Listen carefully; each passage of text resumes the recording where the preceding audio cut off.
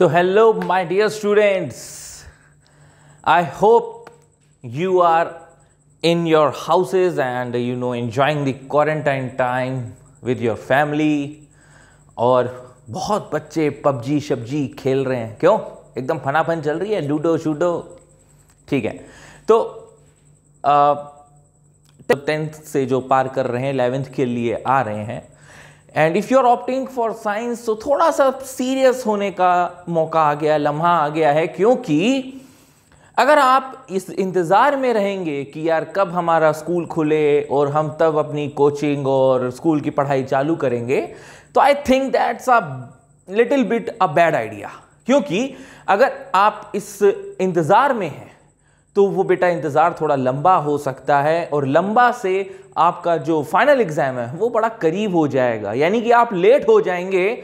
और जिस हिसाब से एक साइंस स्टूडेंट को क्लास 11 के कॉन्सेप्ट्स आने चाहिए उस तरह से आप ग्रैप नहीं कर पाओगे। करने को तो 11th में 1 महीने में भी हो जाती है, 2 महीने में भी हो जाती है ना। और कई लोग तो बच्चे साल भर भी करते रहते हैं तो नहीं होती, उनको कम पड़ती है। तो basically depends upon you how serious you take your studies. So basically from this video I am going to start the class 11th appearing students syllabus।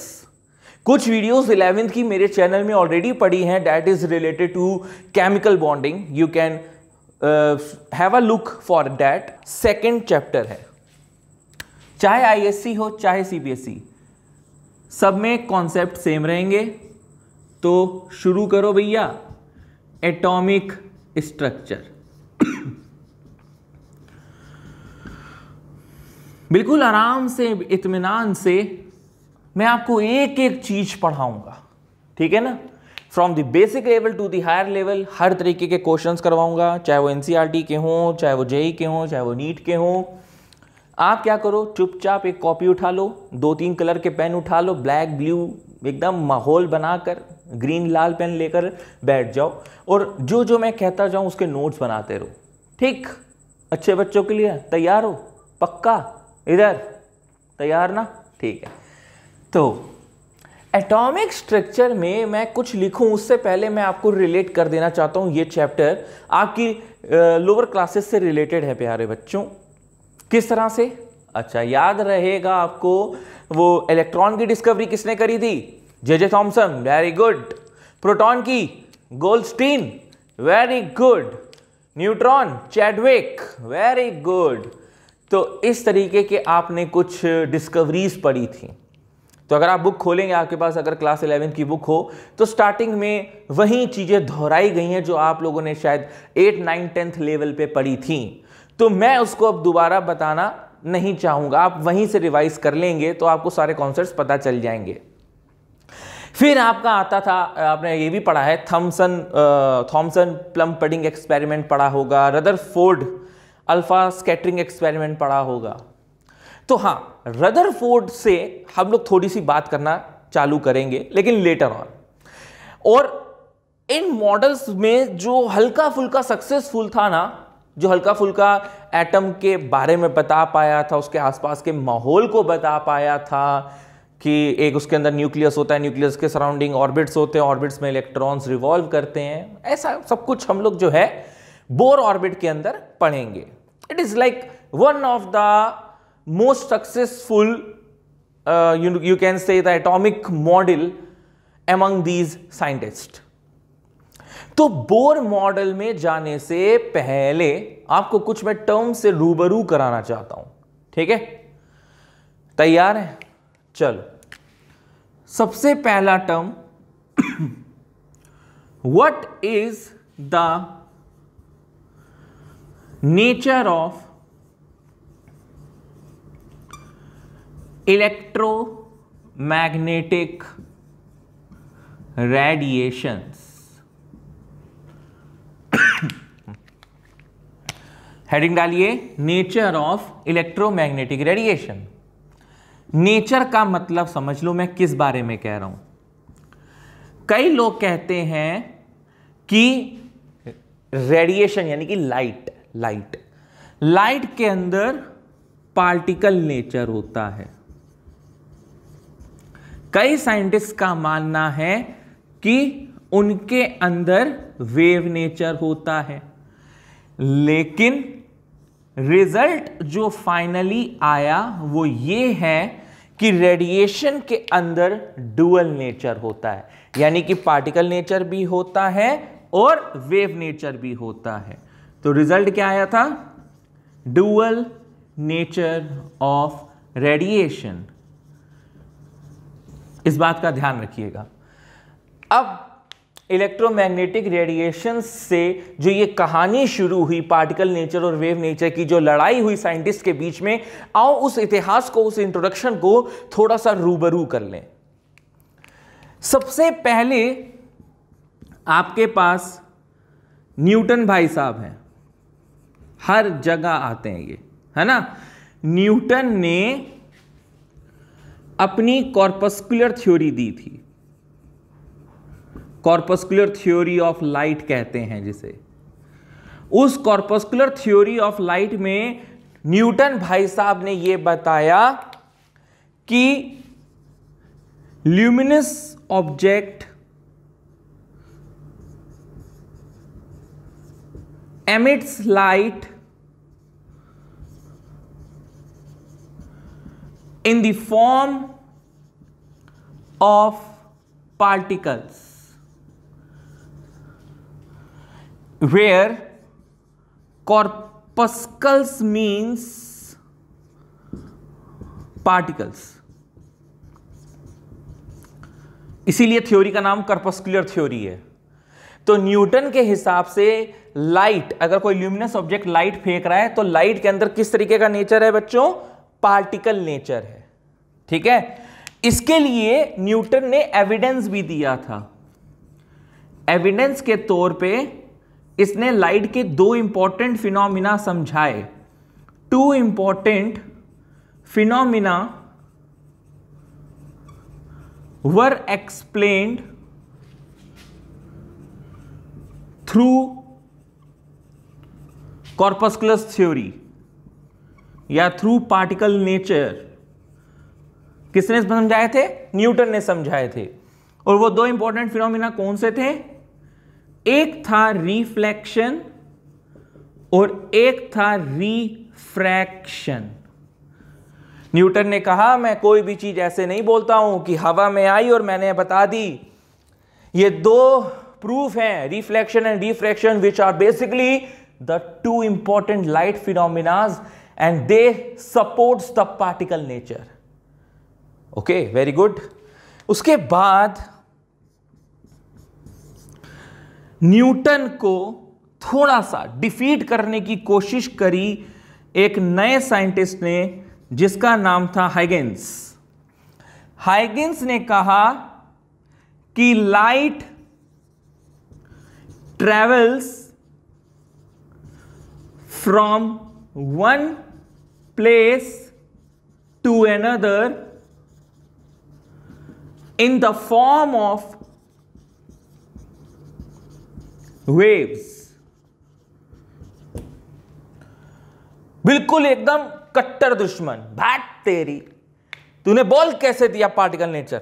Huygens कहता है नहीं, वेव नेचर। सबने कहा भैया एविडेंस तो दे दो। कहता है एविडेंस तो नहीं है, दे जूते लात।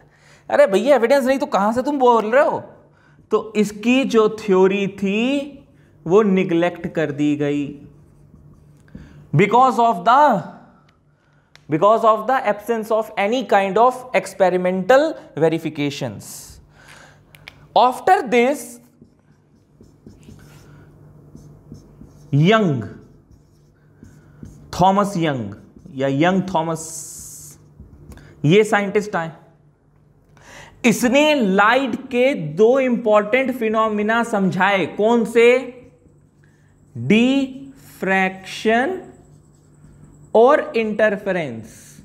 ये आप लोग फिजिक्स में बहुत डिटेल में पढ़ोगे, केमिस्ट्री में इसका कोई लेना देना नहीं। Diffraction and interference basically depends upon the bending of the lights. तो उससे क्या कंसीक्वेंस होते हैं, उसके क्या होता है, वो आप लोग क्लास 12th में फिजिक्स में डिटेल में पढ़ोगे। ओके, तो लाइट के दो इंपॉर्टेंट फिनोमिना, जैसे रिफ्लेक्शन रिफ्रैक्शन होता है, वैसे इंटरफेरेंस और डिफ्रैक्शन भी होता है। तो थॉमस यंग के हिसाब से ये लोग वेव नेचर को सपोर्ट करते हैं।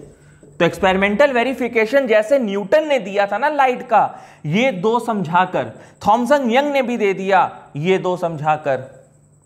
तो अब हम ये कह सकते हैं कि ये दोनों आपस में टक्कर में आ गए, क्योंकि इनको पता नहीं है अभी फिलहाल कि radiation basically have the dual nature of radiation. Newton भाई साहब को लग रहा है कि उनके पास सिर्फ पार्टिकल नेचर है, और थॉमसन यंग को लग रहा है कि उनके पास सिर्फ वेव नेचर है। किसके पास? लाइट के पास, रेडिएशन के पास।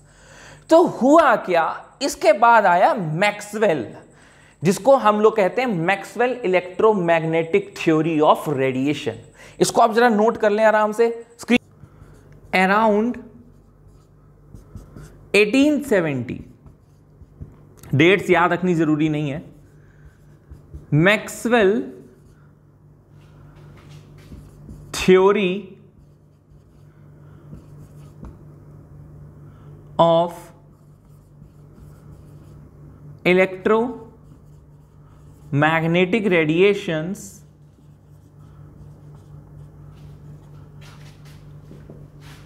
basically Maxwell's wave theory of electromagnetic radiations has discarded the corpuscular theory। ऐसा क्या कह दिया इसने?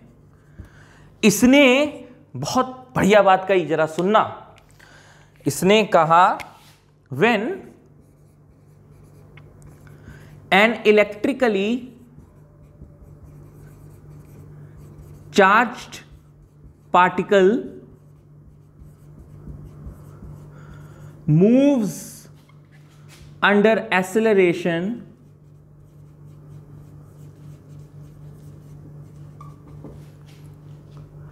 then alternating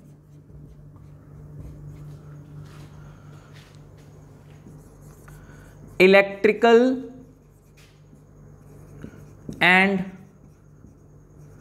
magnetic fields are produced and transmitted। अभी क्या ना 10th से 11th में आए हो तो किताबें बड़ी पतली पतली थी, बहुत पतली पतली थी, और अब उसके एकदम 4 गुना हो जाएंगी, चाहे केमिस्ट्री हो, चाहे फिजिक्स हो, चाहे मैथ्स हो। तो कॉन्सेप्ट्स भी थोड़े से अच्छे लेवल के होंगे, ठीक है।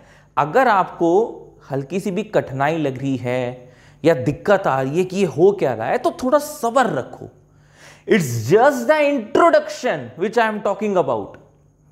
अभी तो हमने क्या कहा, हम बोर पढ़ने जा रहे हैं, लेकिन बोर पढ़ने से पहले आपको कुछ टर्म से ज्ञात करवाना चाहता हूं, कुछ थ्योरी से ज्ञात करवाना चाहता हूं। तो सिर्फ वही चीज चल रही है, अभी तो इंट्रोडक्शन है, बिल्कुल परेशान ना हो, बिल्कुल मत सोचो अरे इंट्रोडक्शन इतना धाकड़ है तो चैप्टर कैसा होगा। अब भाई है तो है, चैप्टर तो धाकड़ होगा, बिल्कुल है, लेकिन उसको क्या करना है, बिल्कुल पेशेंस से, आराम से उसको खेलना है अपने को, ठीक है। बाकी डिस्क्रिप्शन बॉक्स में आपके नोट्स भी हैं, आप वो भी ले सकते हैं, ठीक है ना। When an electrically charged particle moves under acceleration, then alternating electrical and magnetic fields are produced and transmitted, ठीक है। And these are transmitted, ये मुद्दे की बात है, these are transmitted in the form of waves, which is known as, बताओ क्या होगा, इलेक्ट्रोमैग्नेटिक वेव्स।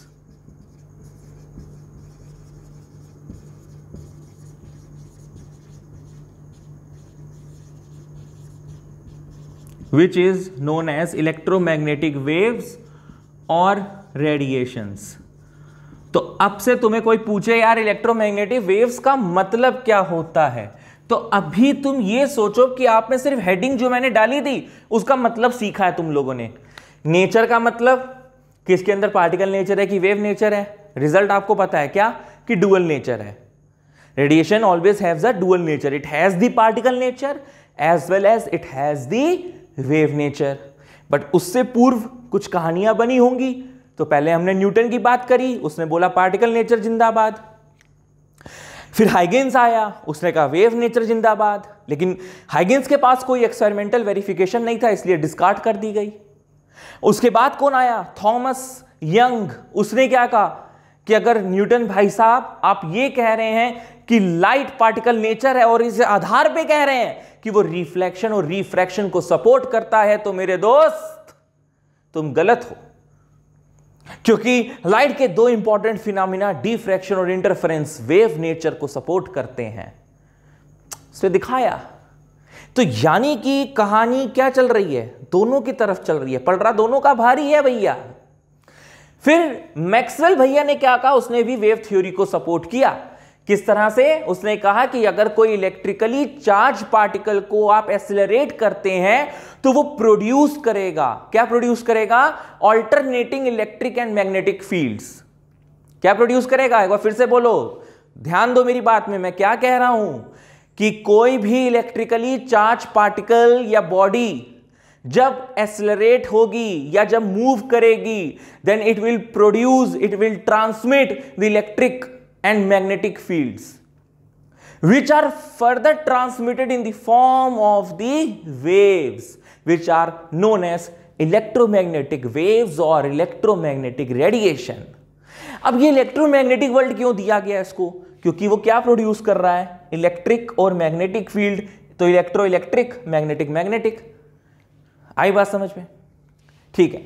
अब इस इलेक्ट्रोमैग्नेटिक वेव्स की कुछ विशेषताएं हैं जो आपकी जाननी जरूरी है, ठीक है ना? तो you can write the features of electromagnetic radiations.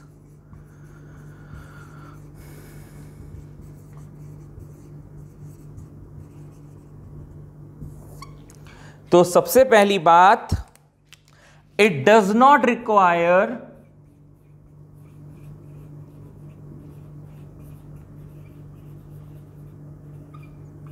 any medium to travel। जैसे साउंड वेव्स को मीडियम चाहिए होता है, इलेक्ट्रोमैग्नेटिक वेव्स या रेडिएशंस को मीडियम नहीं चाहिए, ठीक है? दूसरा, these radiations travels with the speed of light।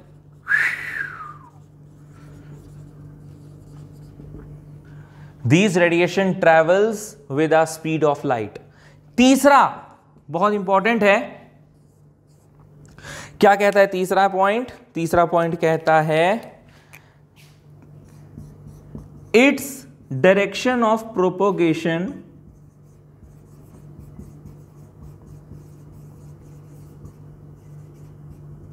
is perpendicular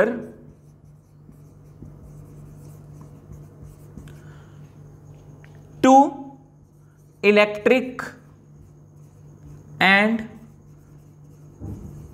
magnetic fields which are themselves perpendicular to each other।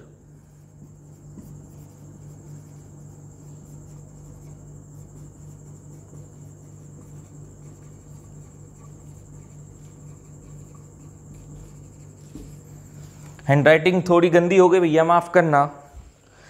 Electromagnetic radiations का जो डायरेक्शन ऑफ प्रोपोगेशन है वो परपेंडिकुलर है किसके? इलेक्ट्रिक और मैग्नेटिक फील्ड के। और इलेक्ट्रिक और मैग्नेटिक फील्ड आपस में परपेंडिकुलर होती हैं। कहने का तात्पर्य है कि जैसे ये वाई एक्सिस है और वाई एक्सिस में इलेक्ट्रिक फील्ड है, ये एक्स एक्सिस है और यहां पे मैग्नेटिक फील्ड है, तो ये दोनों एक दूसरे के 90 डिग्री में होती है। तो जो इलेक्ट्रोमैग्नेटिक वेव्स का जो डायरेक्शन ऑफ प्रोपोगेशन है वो यहां पर है z एक्सिस में.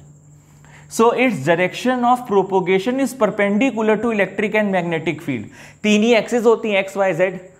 इसमें इलेक्ट्रिक फील्ड हो गई, मान लो इसमें मैग्नेटिक फील्ड हो गई, तो डायरेक्शन ऑफ प्रोपोगेशन कहां होगा? Along z axis. तो भैया ये कुछ इंपॉर्टेंट फीचर्स हैं इलेक्ट्रोमैग्नेटिक रेडिएशंस के. So have a note of this, take a screenshot.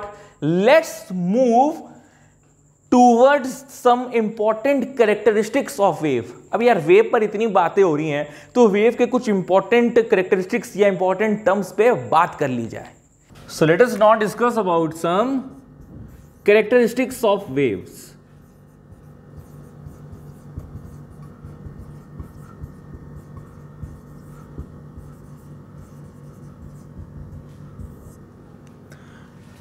ये आप लोगों ने पढ़ा होगा, लेकिन फिर भी ये थोड़ा सा बताना जरूरी है क्योंकि इस पर बेस्ड अभी न्यूमेरिकल्स आने वाले हैं. ये सामने आपके वेव है. ये जो हाइट होती है इसको क्या बोलते हैं? इसको बोलते हैं एम्पलीट्यूड. सिमिलरली ये जो डेप्थ होती है इसको भी एम्पलीट्यूड बोलते हैं. ये जो ऊपर वाला हिस्सा है, ऊपर वाला पहाड़ बोलता हूं मैं इसको, ऊपर पहाड़ वाला नीचे पहाड़, नीचे वाले पहाड़ को बोलते हैं ट्रो, और इस ऊपर वाले को क्या बोलते हैं? Crest. The distance between two consecutive crest is known as lambda, यानी कि वेवलेंथ. तो यहां पर हम लोग कुछ डिफाइंस या कुछ डेफिनेशंस देखते हैं. सबसे पहले है वेवलेंथ. वेवलेंथ को रिप्रेजेंट करते हैं किससे? लैम्डा से. तो it is the distance between to consecutive crest और ट्रॉ. अच्छा, इसकी यूनिट्स की अगर मैं बात करूं तो कुछ कन्वर्जन फैक्टर्स हैं जो न्यूमेरिकल्स में काम आएंगे, उन्हें देख लो यार. Metre, centimetre, picometre, angstrom, nanometre, micrometre, ये सारी यूनिट्स होंगी वेवलेंथ की. तो अगर कहीं पे पीएम लिखा है मतलब ये पिकोमीटर है, which is equal to 10⁻⁻12 metre. ये अगर कहीं लिखा है तो इसका मतलब ये 1 एंगस्ट्रॉम लिखा है, which is equal to 10⁻10 metre. Nanometre, NM मतलब nanometre, 10⁻9 metre. This is written 1 micrometre, which is 10⁻6 metre. Now talking about the next term is the frequency. Frequency is denoted by nu. ये बोलते हैं इसको new. ठीक है, बस बोलो और छोड़ दो न्यू, ऐसे एकदम.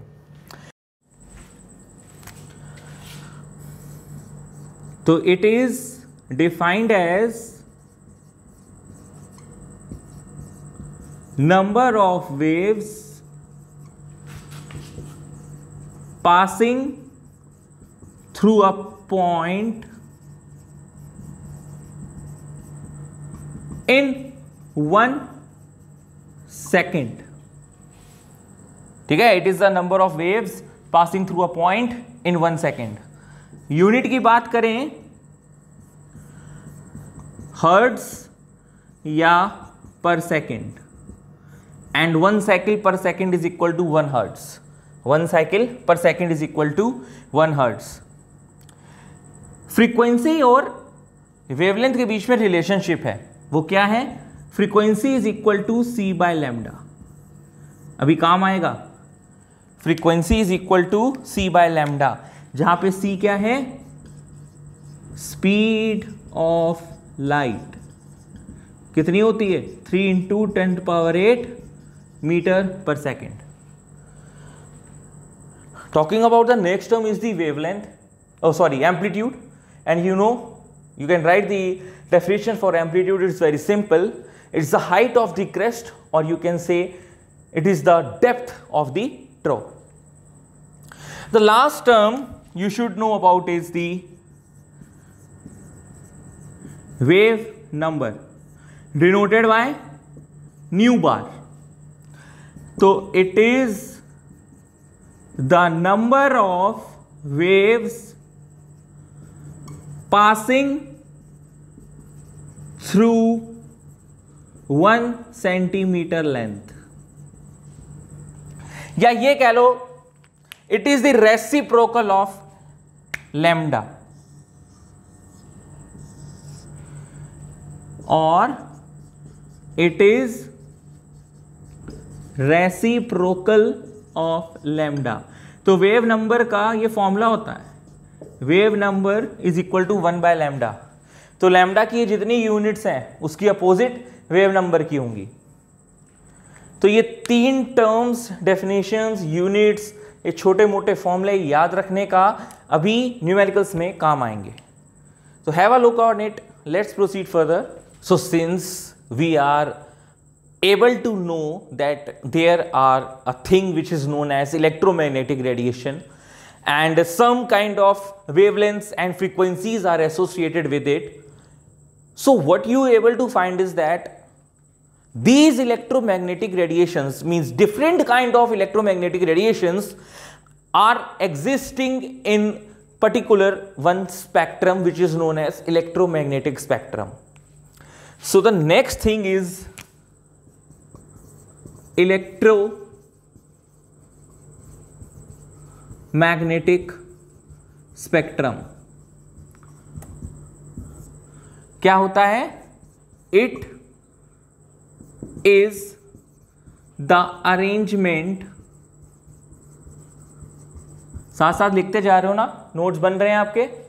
पक्का धोखाबाजी तो नहीं हो रही कोई? क्योंकि अगर आप सिर्फ वीडियो देख रहे हैं तो आपको उबासी आएगी, नींद आएगी, और अल्टीमेटली कोई और स्लाइड खुल जाएगी. तो देखो साथ साथ लिखना पड़ेगा. तो it is the arrangement of different electromagnetic radiations in the form of, या in the increasing order of wavelength.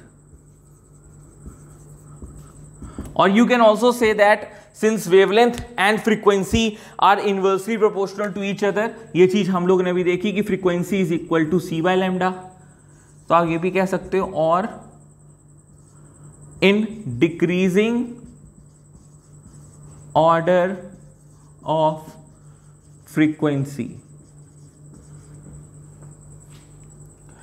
So what is electromagnetic spectrum? It contains all kind of, it is the arrangement of the different electromagnetic radiations in the increasing order of wavelength, or you can say the decreasing order of frequency. क्योंकि अगर ये बढ़ेगा तो ये कम हो जाएगा. अब कौन कौन सी रेज आती हैं, कौन कौन से रीजन्स हैं इसके अंदर, देख लो. Cosmic rays, gamma rays, X rays, ultra violet rays, visible region, infrared, microwaves, radio waves. तो ये सारे रीजन्स एज इट इज पाए जाते हैं, और ये किस ऑर्डर में है?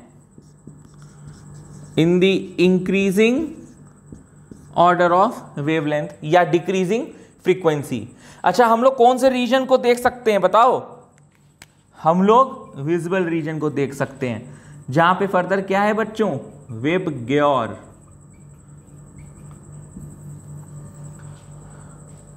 अब इसके इनिशियल्स अगर आप याद कर लो तो ये आपको स्पेक्ट्रम याद रहेगा, क्योंकि अगर मान लो 2 नंबर में या 1 नंबर में पूछा जाए एक्सप्लेन इलेक्ट्रोमैग्नेटिक स्पेक्ट्रम, तो डेफिनेशन लिखने के बाद अगर आप ये लिख दोगे तो पूरे नंबर मिलेंगे।